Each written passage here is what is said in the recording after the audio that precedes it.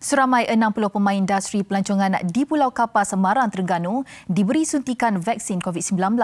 Mereka terdiri daripada pengusaha dan pekerja resort serta pemandu bot. Untuk perkembangan terkini, kita berlintas langsung dengan wartawan Muhammad Ishak Abdilangah yang kini berada di lokasi. Ishak, kongsikan perkembangan program jelajah vaksin di sana. Terima kasih Masila di Sri Pentas dan kini saya berada di Pulau Kapas melihat sendiri bagaimana jelajah vaksin di pulau ini dan suntikan vaksin diberikan kepada pemain industri pelancongan yang berada di sini. Dan untuk mengulas lanjut mengenai perkara itu, bersama saya Pengarah Jabatan Kesihatan Negeri Terengganu, Dr. Azimi Yunus. Terima kasih Doktor kerana bersiaran bersama Buletin 130 dan mungkin boleh Doktor ceritakan sedikit kepada buletin penonton Buletin 130 situasi yang berlaku pada hari ini. Okey, terima kasih Syak daripada TV3. Jadi hari ini sebenarnya merupakan hari pertama jelajah ataupun siri jelajah memberikan suntikan kepada penduduk pulau di negeri Terengganu. Jadi hari ini kita mulakan di Pulau Kapas, Semarang, Terengganu, dan aktiviti hari ini sebenarnya dikoordinasikan oleh CITF daerah Marang, dipenerusikan oleh Tuan DU Marang, dan bersama kita pada hari ini pun sebenarnya semua agensi yang berada di daerah Marang lah, termasuk Pejabat Kesihatan Daerah, ada polis, APM, rela dan sebagainya. Jadi hari ini kita mensasarkan pemberian suntikan kepada lebih kurang 60 orang pemain industri pelancongan di Pulau Kapas. Dan daripada 60 itu kita dapati seramai 14 orang merupakan warga asing yang merupakan juga sebahagian adalah penguasa resort di Pulau Kapas ini, dan ada juga sikit yang kebetulan mungkin terdamparlah di pulau ini, stranded di pulau ini. Dan setakat ketika ini kita telah berjaya mendaftarkan kesemua 60 orang tersebut, dan sebahagian mereka telah pun berjaya disuntik, hanya tunggu sedikit sajalah. Dan sambutan kita sangat baik, dan kita dapati selepas suntikan kita dapati juga tidak ada masalah yang telah dialami oleh penerima vaksin kita pada kali ini. Dan untuk makluman juga, kita ada lagi pulau-pulau lain yang kita juga akan liputi, seperti kita ada Pulau Perhentian, Pulau Redang, Pulau Tenggol, Pulau Kapas, dan juga termasuk juga kita akan adakan suntikan di Tasik Kenyir. Sebab pulau-pulau itu merupakan nadi pelancongan di negeri Terengganu, dan mereka juga perlu diberi suntikan awal. Dan tambahan pula, Terengganu ini sering dilanda musim tengkujuh yang kadang-kadang datang awal. Jadi kita kena pastikan mereka-mereka itu disuntik awal supaya kita tidak ada masalah kepada mereka bila betul-betul berlaku musim tengkujuh, di mana kita tidak boleh lagi pergi kepada pulau-pulau berdekatan. Jadi Doktor, saya difahamkan pulau-pulau selepas ini, Pulau Redang, Pulau Perhentian, Pulau Tenggol dan juga Tasik Kenyir membabitkan hampir 10,000 ya. Dan sebelum ini juga kita difahamkan bahawa mereka akan diberikan suntikan vaksin jenis CanSino, dan hari ini mereka menerima suntikan vaksin jenis Pfizer. Kenapa Doktor? Okey, sebenarnya tidak ada sebab yang kita kata khusus, tapi kebetulan sebab saya sebutkan tadi, sebab kita ni Terengganu kan sering dilanda tengkujuh.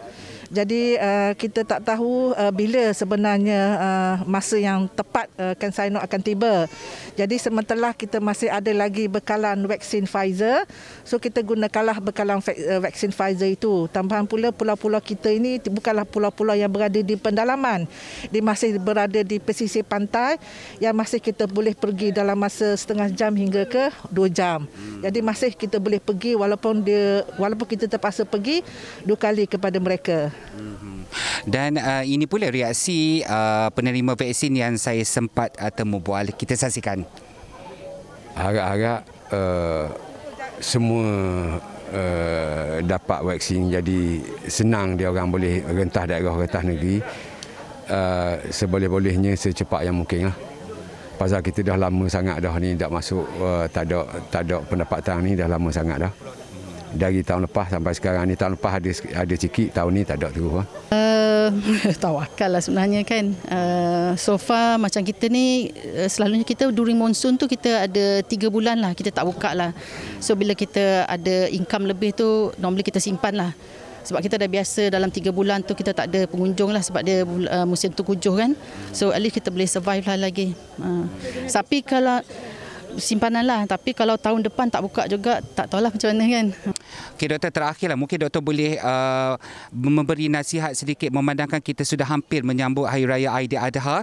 Mungkin ada mereka yang masih leka sehingga boleh dikatakan akan menyumbang kepada peningkatan kes di COVID-19 di negeri Terengganu ni. Okey. Kalau kita lihat situasi COVID-19 di Terengganu dalam masa 2-3 hari ini, kita dapati sudah ada peningkatan. Kalau sebelum ini dalam masa 3 minggu berturut-turut, kita berjaya mengekalkan angka harian kita adalah sebanyak 2 digit. Tapi mulai 2 hari lepas, kita dah mulai meningkat kepada 3 digit kes harian kita laporkan setiap hari. Jadi ini sangat merisaukan kita. Tambah pula kita dapati minggu depan kita dah nak raya Aidiladha. Jadi walaupun SOP korban tu dah ada, dah disebarkan, tetapi mengambil kira pengalaman kita semasa Hari Raya Aidilfitri baru-baru ini, masih ada penduduk-penduduk kampung yang masih meneruskan aktiviti berhimpun seperti makan-makan, pertemuan-pertemuan, ziarah dan sebagainya, walaupun mereka buat secara senyap-senyap.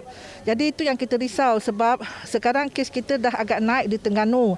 Jadi kemungkinan pada waktu Aidiladha nanti akan ada rentas negeri disebabkan oleh pelbagai alasan yang dibenarkan. Jadi pada waktu itu kita memang takutlah dengan kes yang sedang menaik sekarang, adanya rentas negeri, adanya aktiviti berhimpun walaupun secara senyap-senyap, itu memberikan satu risiko besar untuk berlakunya penurunan yang besar di negeri Terengganu. Jadi kita pohon sangatlah kepada semua rakyat Terengganu supaya dalam masa kita menyambut Aidiladha nanti, kita patut SOP yang telah kita tetapkan. Kita boleh melaksanakan ibadah korban sebab dia ada SOP dia tersendiri, tapi kalau boleh kita janganlah melakukan aktiviti berhimpun, makan-makan ramai-ramai walaupun sesama keluarga, sebab sesama keluarga itulah sebenarnya yang boleh mencetuskan kluster besar sebagaimana yang telah kita alami dalam masa 2-3 hari ini. Aktiviti pertemuan bersama keluarga itu yang mencetus kepada kluster baru di negeri Terengganu. Terima kasih sekali lagi Dr. Noor Azimi kerana sudi bersiaran bersama kami, dan itu sahaja perkongsian yang dapat saya kongsikan bersama anda.